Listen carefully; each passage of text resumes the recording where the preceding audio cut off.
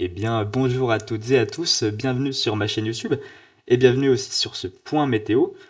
Et voilà donc ma première vidéo. Alors, ce que je vais vous proposer sur ma chaîne YouTube, ça va être globalement comme ce que je vais faire aujourd'hui. Ça va être dans la plupart des cas des points météo pour vous informer de la situation qui va arriver en Europe et en France notamment dans les prochains jours et dans les prochaines semaines.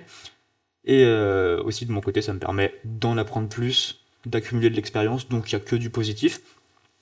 Et aussi, deuxième petite chose que je vais faire sur ma chaîne YouTube, ça va être aussi moi qui vais partir à la chasse des phénomènes, hein, des phénomènes intéressants, évidemment, des phénomènes météo. Je ne vais pas partir à la chasse aux anticyclones ou à la chasse à la pluie, c'est pas très intéressant, mais plutôt, vu qu'on va arriver dans la saison hivernale, dans plutôt des chasses à la tempête, à la neige, tout ça, voilà, la meilleure saison finalement, hein. Et puis aussi en été, je proposais aussi les orages, parce que ça m'intéresse beaucoup aussi ces phénomènes, et les filmer, c'est plutôt sympathique. Donc, alors, on va directement commencer le point météo. Donc, pour commencer, autant vous parler de la situation actuelle. Qu'est-ce qui se passe et qu'est-ce qui s'est passé jusqu'à présent? Alors, depuis la dernière décade d'octobre, on est dans une situation un petit peu bloquée. Il se passe pas grand-chose d'intéressant, même rien du tout. La passion elle est complètement morte là depuis la dernière décade d'octobre. On est soit sous anticyclone bien nul, soit sous flux de sud qui nous ramène évidemment des températures bien douces, ou des fois on a quelques passages perturbés, mais rien de très très intéressant. Mais la situation va bientôt changer. En tout cas, c'est une grosse tendance que je suis en train de faire, mais c'est ce qui est vu par les modèles. Donc, il y a espoir, peut-être un petit peu plus de froid et de temps plus frais que la normale, qui devrait arriver aux alentours de la dernière décade de novembre, donc aux alentours du 20 novembre. Alors, pourquoi est-ce que la situation va changer? Eh bien, c'est très simple, enfin, c'est très simple, c'est assez compliqué quand même, mais hop, on va passer sur ce graphique. Donc là, on a un graphique qui nous montre la puissance tout simplement des vents zonaux dans l'hémisphère nord. Alors, qu'est-ce qu'on observe? Donc là, on a la courbe en rouge, ce qui est la moyenne pour la période des vents zonaux. La courbe en bleu, c'est la moyenne des scénarios qui vont se projeter, voilà, à plutôt un mois et demi d'échéance même, on arrive jusqu'au 26 décembre. Et globalement, ce qu'on observe, c'est qu'on va avoir des vents zonaux très faibles pour la période, qui globalement aux alentours à partir de la dernière décade de novembre, voire même à partir du 15 novembre, on va avoir une belle descente. On devrait passer en dessous de l'écart type hein, pour la période. L'écart type, c'est la courbe en rouge qui est plus fine. Donc, la moyenne des scénarios mise pour un réel affaiblissement du vortex polaire parce que oui, des vents zonaux plus faibles permettent au vortex polaire de s'affaiblir. Et un vortex polaire affaibli, qu'est-ce que ça veut dire? Eh bien, ça veut dire tout simplement des coulées froides beaucoup plus probables et arriver jusqu'aux moyennes latitudes. Voilà. Donc, globalement, ce qu'on observe, c'est des vents zonaux plus faibles sur une longue période, même jusqu'à Noël. On reste quand même en dessous de la moyenne. Ça ne rejoint pas la moyenne ou au-dessus, bon, évidemment.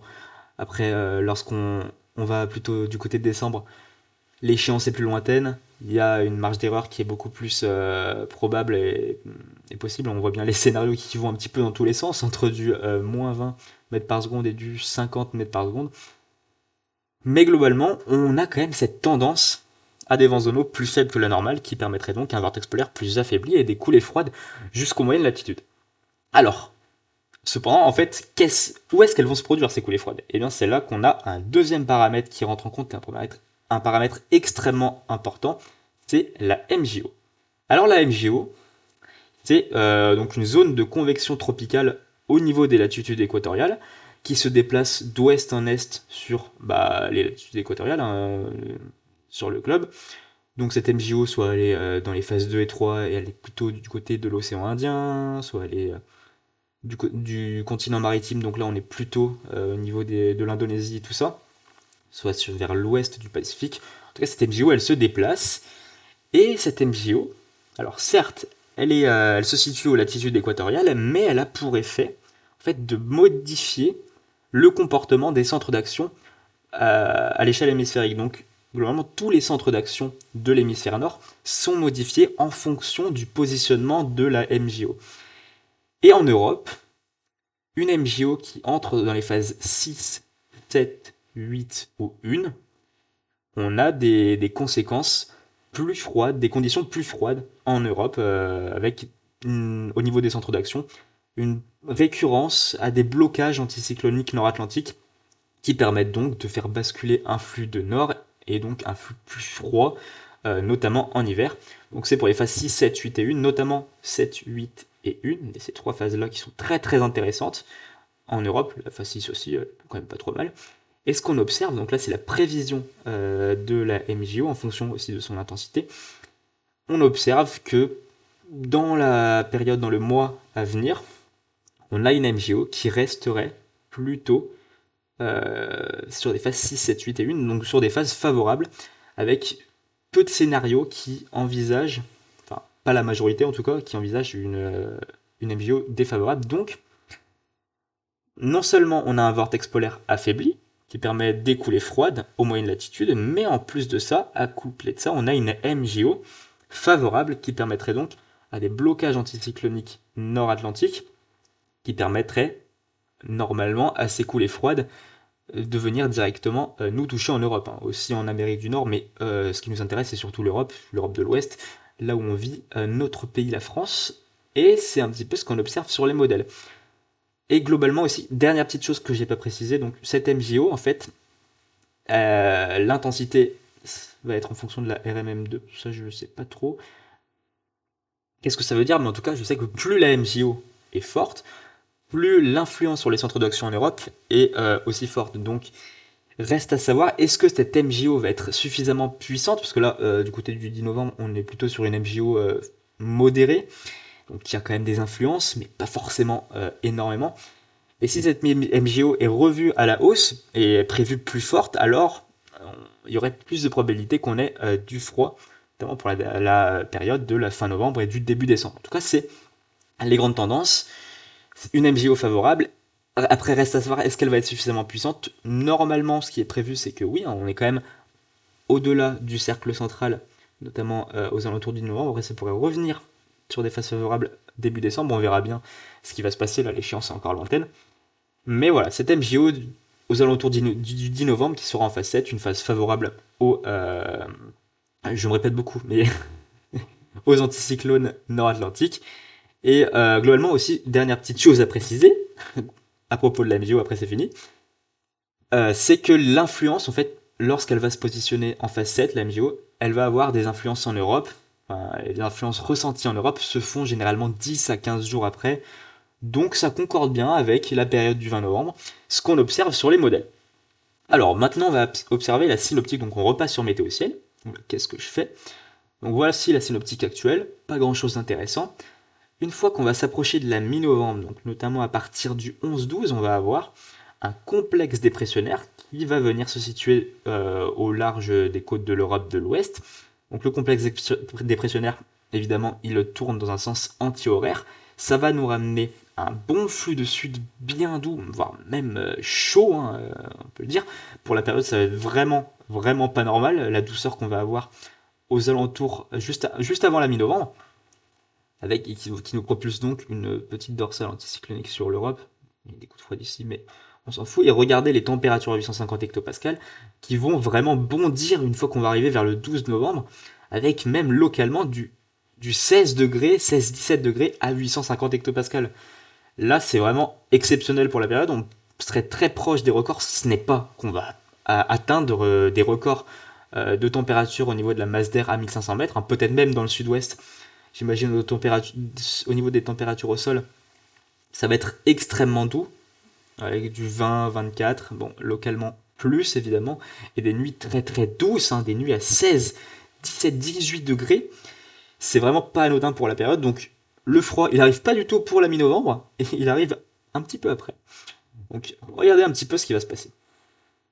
Là, on a donc ce complexe dépressionnaire, mais ce qu'on observe aussi, d'un autre côté, c'est cette dorsale anticyclonique qui va s'étendre du côté des Açores jusqu'au nord du Groenland. Donc une dorsale anticyclonique extrêmement vaste, extrêmement puissante, nord-atlantique, qui permettrait donc une NAO- bien forte, comme le voit GFS, hein, une NAO-.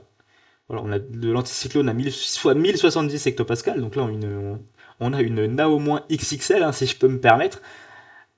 Et si jamais on a ce scénario-là, qui est actuellement le scénario majoritaire, mais on a un affrontement entre deux scénarios. C'est ça en fait le petit tic. On a un affrontement entre deux scénarios, mais si jamais on a le scénario à la GFS, avec cette, voilà, tout l'Atlantique globalement qui est concerné par un anticyclone, étant donné que les anticyclones tournent dans le sens horaire, on aurait donc un flux de nord qui viendrait tout droit de l'Arctique et qui viendrait s'écouler sur l'Europe, globalement l'Europe de l'Ouest, l'Europe du Centre.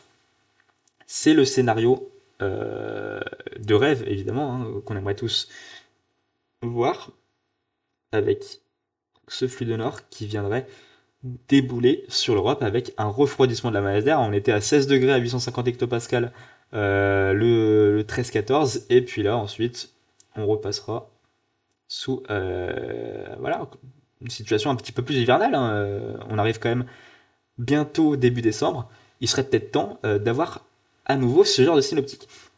Donc, je vous ai montré le modèle déterministe JFS, qui est évidemment pas à prendre au pied de la lettre, hein. Je vous ai montré du 200-300 heures. On a CEP aussi qui voit globalement la même chose, cet anticyclone nord-atlantique qui viendrait, voilà, être assez, suffisamment puissant.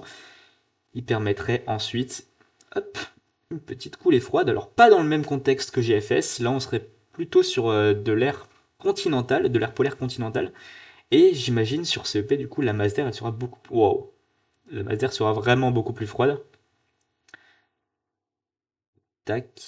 Voilà, ça arrivera un petit peu plus tard, plutôt aux alentours du 20 novembre, mais là oui, avec sur tout le pays une masse d'air généralisée entre -6 et -8 degrés à 850 hectopascals, donc à l'altitude 1500 mètres. Là, j'imagine même que CEP, il voit peut-être de la neige. Oh oui, et CEP voit de la neige. Bah alors, CEP, je prends tout de suite ton scénario.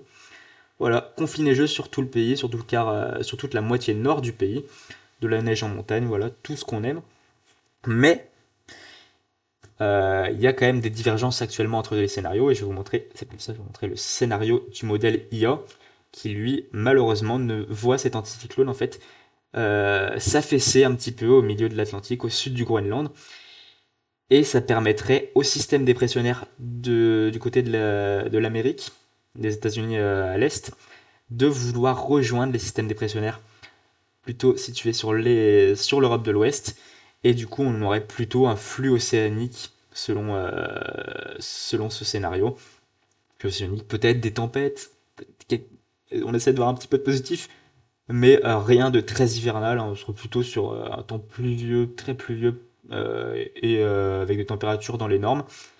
C'est pas forcément le scénario qu'on aimerait voir, mais si, voilà, si je fais ce petit point météo aujourd'hui, hein, si je lance ma chaîne YouTube, c'est quand même qu'il y a des bons signaux. On a les vents zonaux très faits pour la période, la MJO favorable, et globalement sur les ensemblistes, le scénario qui ressort, donc les ensemblistes, donc la moyenne d'une trentaine de scénarios qui permet à longue échéance d'évaluer des tendances beaucoup plus fiables, on voit quand même cette dorsale anticyclonique qui tendrait à, à se mettre en place en fait. Et là, par exemple, sur l'ensembliste de GFS, les basses pressions plutôt sur le sud de Groenland, elles ne sont pas présentes sur l'ensembliste, donc à voir ce qui va se passer. Et là, j'imagine aussi au niveau des températures 850 hectopascales, oui, voilà, on est sur des températures bien fraîches. Là, on est sur une moyenne, évidemment, on va pas avoir du -6, -8, mais on a même un petit peu, voilà, des petits zéros à 850 hectopascales en moyenne. Programme de contrôle, j'ai pas regardé, qu'est-ce qu'il dit lui? Voilà, il dit froid, il dit peut-être conflit neigeux, c'est pas mal. Et globalement, les ensemblistes, ils sont plutôt en accord pour. Voilà, reste à savoir là, est-ce qu'on va avoir cet affaissement qui pourrait un petit peu déstabiliser la synoptique et nous envoyer plutôt un flux océanique? À voir. Mais en tout cas, on a un refroidissement qui est quand même bien en vue aux alentours du 20 novembre, hein. c'est quand même une grosse partie des runs qui voient ce refroidissement. Et je vais juste regarder, hop, la moyenne du modèle IA. Hop, on a bien la dorsale. Là, on a une belle dorsale. Voilà. Voilà. Bon, bah, le scénario moyen du modèle IA, bah oui, je prends tout de suite. Allez, avec des températures plutôt fraîches, voilà, qui passeraient sous les zéros, notamment vers les côtes allemandes. Donc voilà. Voilà un petit peu tout pour ce point météo. Je vais par exemple prendre la ville de Lyon. Wow, comment j'écris Lyon là? On va regarder les diagrammes. Hop, alors plutôt, pourquoi il est pas en entier lui? Voilà, donc on observe bien la situation actuelle, voilà, du temps plutôt classique pour la période, du 5 degrés à 850 hectopascals, avant une remontée exceptionnelle quand même, hein, du 15 degrés en moyenne, qui est vue pour la ville de Lyon, voilà, pour le 13, 14, 15 novembre, avant ensuite une nouvelle descente, avant de rejoindre plutôt des niveaux hivernaux. Ce qui est plutôt sympa là, c'est qu'on voit pas de scénario très très doux. En fait, la moyenne des scénarios est entre du moins 8 à 850 hectopascals et ouais, 8-10 degrés. Donc, la moyenne est plutôt pas mal. Et GFS, j'ai pas regardé le diagramme. GFS, c'est pareil. C'est nickel. Donc, les probabilités d'un scénario plus froid à partir de la dernière décade de novembre, enfin, aux alentours du 20 novembre, elles sont quand même assez fortes. Hop, je vais regarder aussi, dernière petite chose, les tableaux, donc pour voir sur les runs ensemblistes la tendance actuelle. Alors plutôt GFS, ensembliste GFS, et voilà les tableaux. Donc on va toujours rester à Lyon. Donc là on voit bien hein, cette douceur exceptionnelle. Donc là on est sur les températures à 850 hectopascales. On a tous les runs différents qui nous proposent chacun une température. Ils sont tous accordés pour de la grosse douceur aux alentours du 14-15 novembre. Et ensuite, on a quand même ouais, une petite moitié, une bonne moitié même. Une bonne moitié, on va regarder. Hop, ascendant, ça sera plus pratique. On a une bonne moitié des scénarios qui voient du froid, avec même certains scénarios assez extrêmes, hein, moins 8, moins 9 degrés à 850 hectopascales, bon, pourquoi pas. Ouais, une moitié, voilà, qui voit des scénarios froids, un petit quart qui voit de la neige, peut-être de la neige, parce que en dessous de moins 4, c'est possible, euh, au niveau des températures à 850 hectopascales. Là, c'est pas mal pour la neige en montagne. Moi, j'arrive plus à parler. Et voilà. Donc, globalement, les signaux sont là. C'est un vrai bras de fer là entre les modèles, entre les deux scénarios que je vous ai présentés. Le scénario 1, où on a un bon flux de nord qui vient bien refroidir la masse d'air aux alentours du 20 novembre. Le scénario 2, où on a plutôt des systèmes dépressionnaires qui traverseraient l'Atlantique, les systèmes dépressionnaires venus des États-Unis qui traversent l'Atlantique pour peut-être nous apporter un rail dépressionnaire, alternance de douceur à l'avant, donc à l'avant des dépressions, plus de fraîcheur à l'arrière, de la pluie, enfin, un temps classique pour novembre. Pas vraiment grand chose d'intéressant, mais globalement, les signaux actuels penchent plutôt pour des conditions plus froides aux alentours du 20 novembre. Et ça pourrait aussi se poursuivre jusqu'au début décembre, voire même la mi-décembre, hein, parce que si on regarde hop, ce graphe, les vents zonaux resteraient plus faibles jusqu'à fin décembre finalement. Donc, des possibilités de coulée froide avec une MJO favorable. La synoptique est intéressante. Voilà, je pense que j'en ai assez dit pour ce point météo. Merci à tous de m'avoir écouté. On se redit à bientôt, peut-être dans une semaine, lorsqu'on va avoir le scénario final pour affiner un petit peu la situation. Peut-être qu'il y aura des confinés jeux, peut-être qu'il n'y aura rien du tout. On verra bien ce que ça va donner. En tout cas, merci à tous de m'avoir écouté. Et puis, bah, moi, je vous dis, allez, à bientôt. Allez, ciao, ciao.